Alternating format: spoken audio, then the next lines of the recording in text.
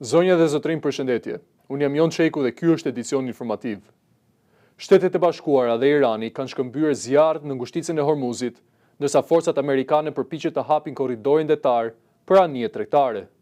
Pavarësisht përshkallëzimit, Washingtoni thotë se armpushimi i brisht vazhdon të qëndrojë në fuqi. Tensionet mes Shteteve të Bashkuara dhe Iranit janë rritur sërish në gjirin persik pas një përplasjeje të drejtpërdrejtë ushtarake në ngushticën e Hormuzit, një nga rrugët më të rëndësishme të transportit të naftës në botë.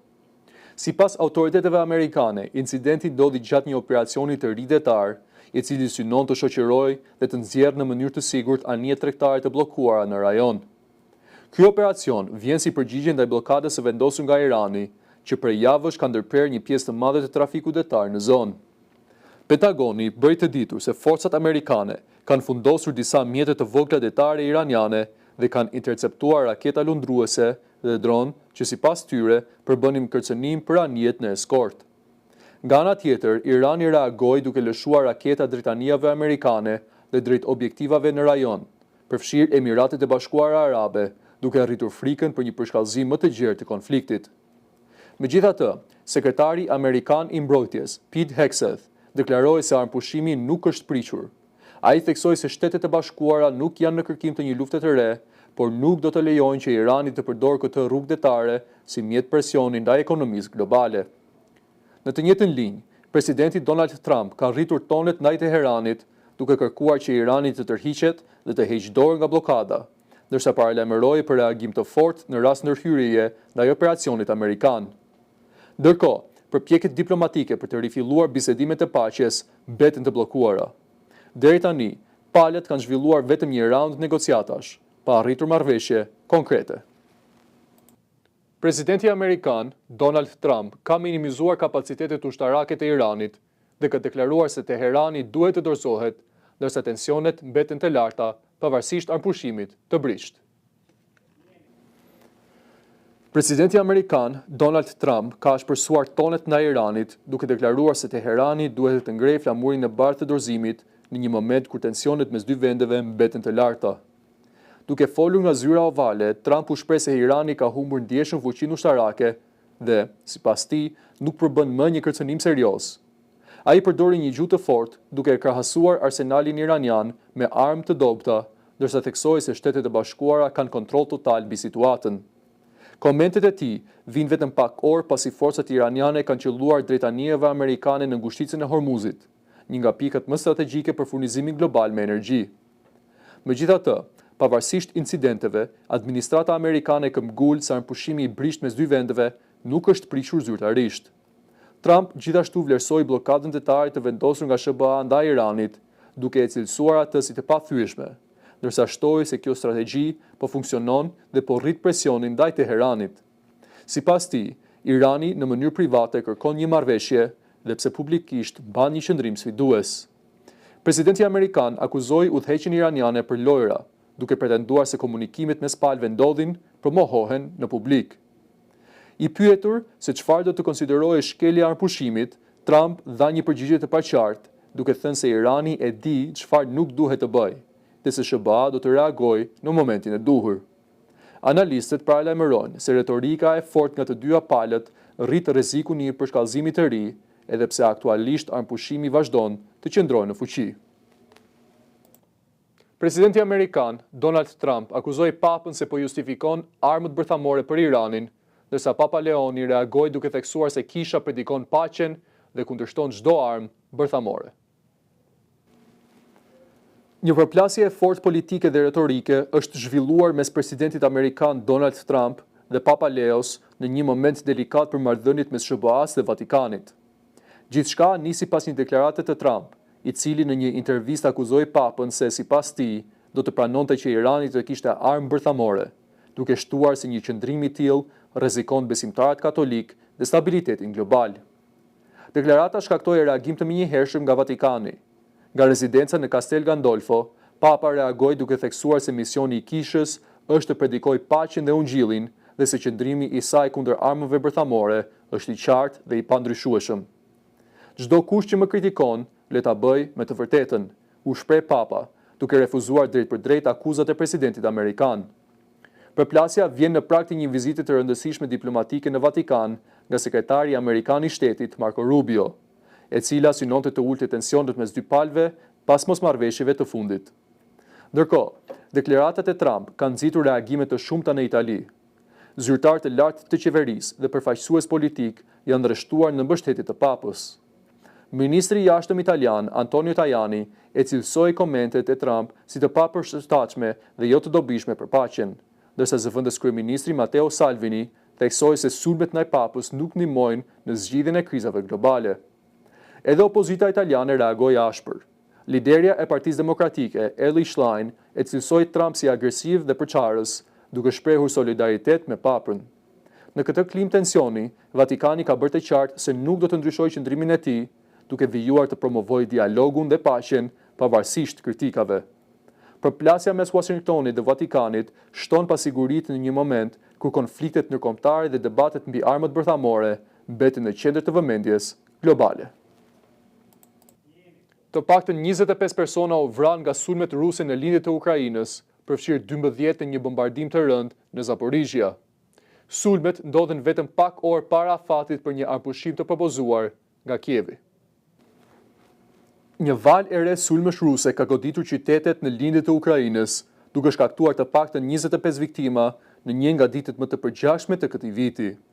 Sulmi më i rënd u regjistrua në qytetin Zaporizhia, ku një bombardim me bomba të drejtuara ajrore la të paktën 12 persona të vdekur dhe rreth 20 të plagosur.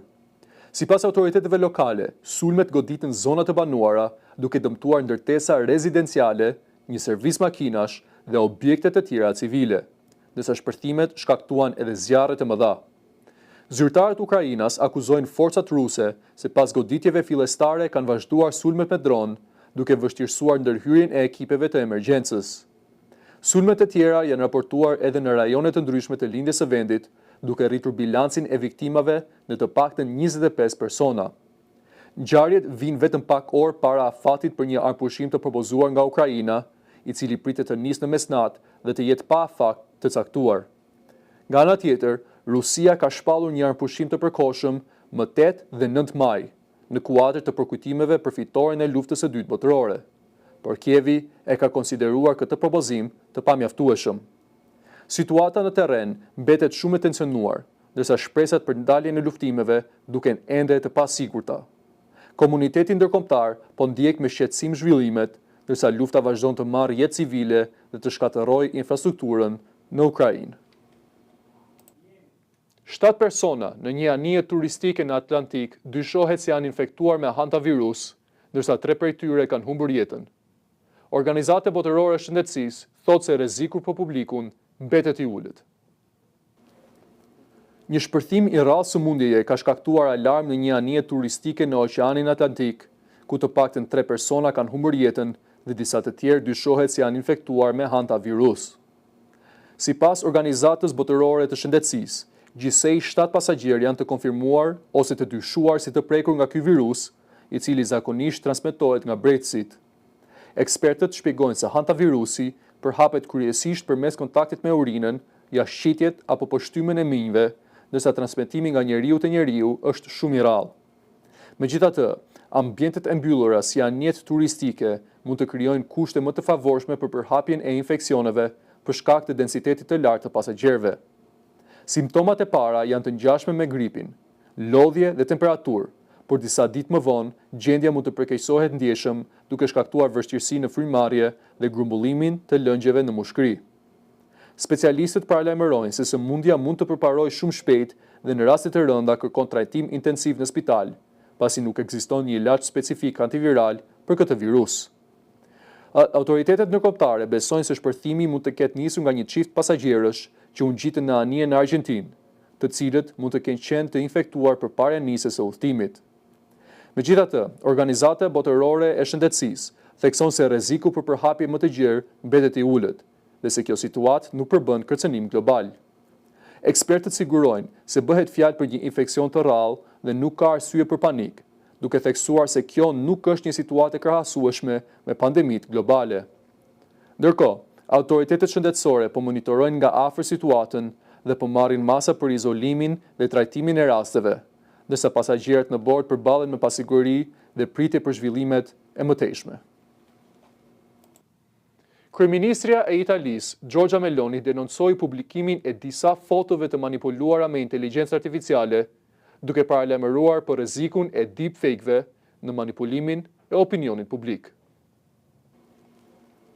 Kryeministrja italiane, Giorgia Meloni, ka reaguar ashpër ndaj publikimit të disa imazheve në rrjetet sociale, të cilat sipas saj janë të manipuluara dhe të krijuara me inteligjencë artificiale. Në një deklaratë publike, Meloni i cilësoi këto foto si të rreme dhe akuzoi kundërshtarët politik se po i përdorin për të sulmuar imazhin e saj. Ajo u shpreh se imazhet janë paraqitur si reale, ndërsa në fakt janë të gjeneruara në mënyrë artificiale, duke theksuar se kjo përbën një formë të re dezinformimi.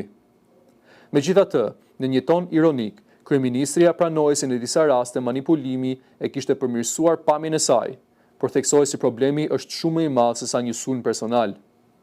Sipas saj, fenomeni i ashtu quajtur deepfake përbën një rrezik serioz për shoqërinë, pasi mund të përdoret për të mashtruar publikun dhe për të dëmtuar reputacionin e kujtdo.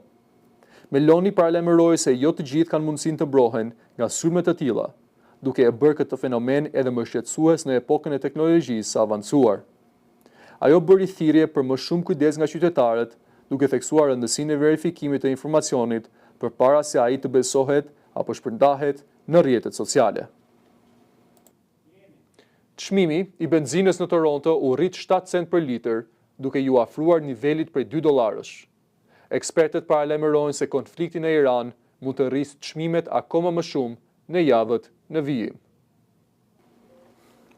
Drejtuesit e automjeteve në Toronto përballen me një tjetër rritje të çmimeve të karburantit, ndërsa ekspertët paralajmërojnë për një trend në rritje që mund të zgjasë.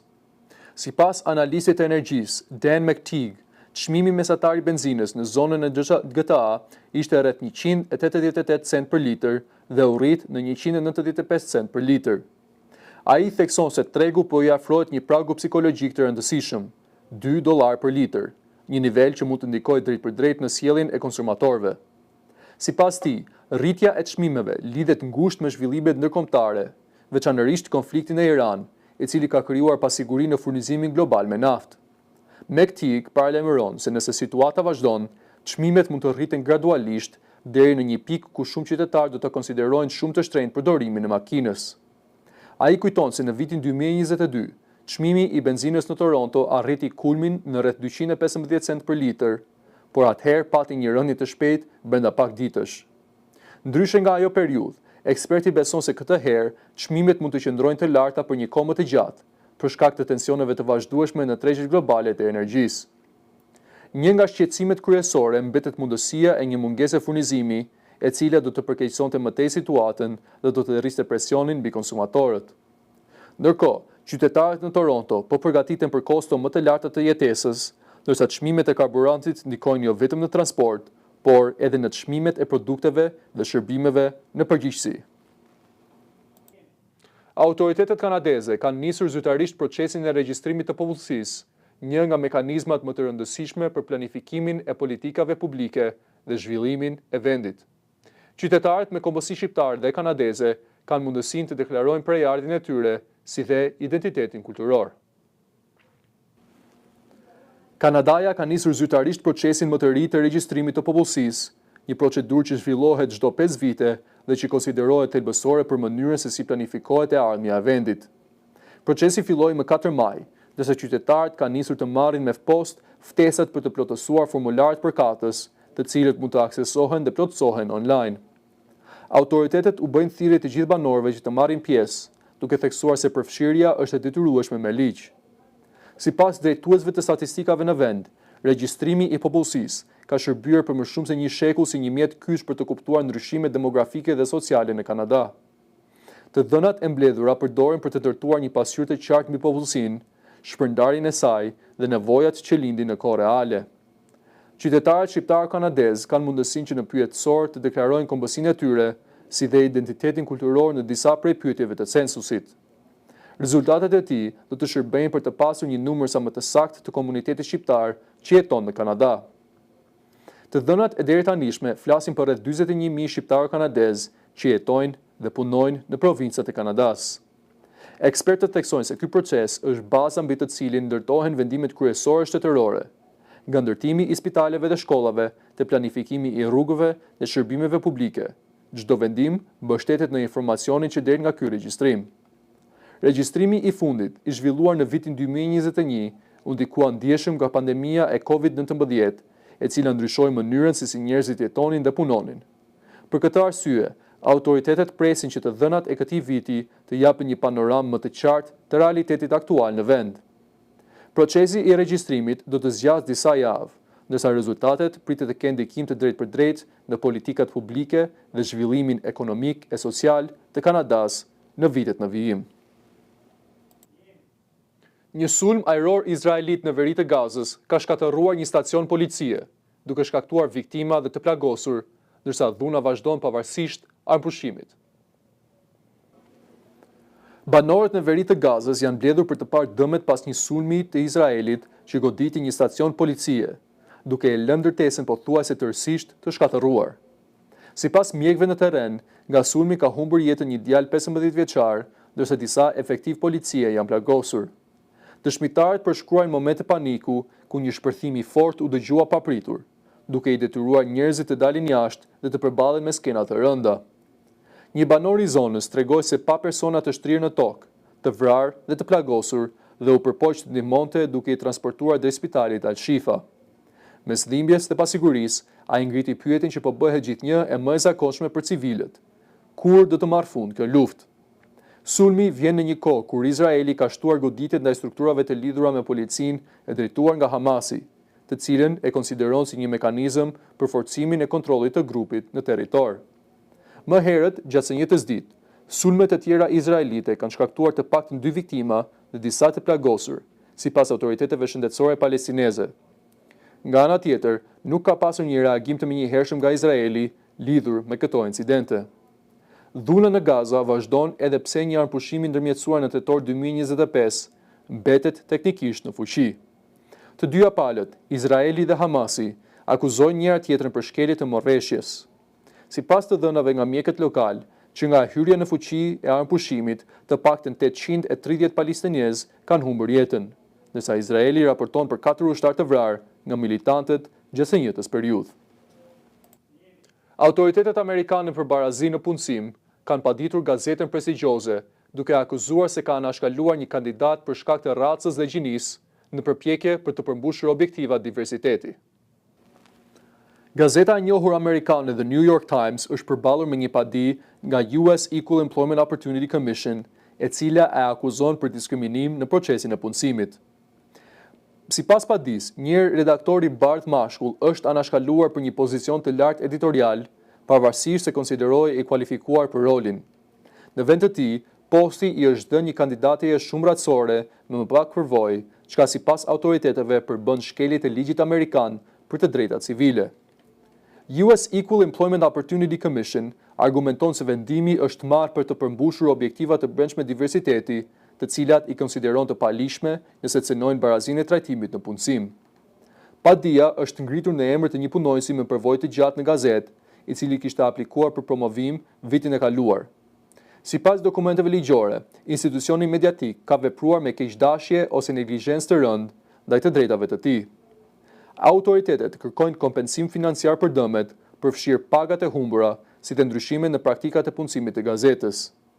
Nga ana tjetër, The New York Times i ka hedhur poshtë kategorikisht akuzat, duke i cilësuar ato si të motivuara politikisht. Kjo ishte gjithçka që kishim përgatitur për ju sot. Për më tepër na ndiqni në rrjetet tona sociale, bëni subscribe në YouTube dhe na ndiqni në faqen tonë të webit www.nsmtv.ca. Bashk, mirupafshim.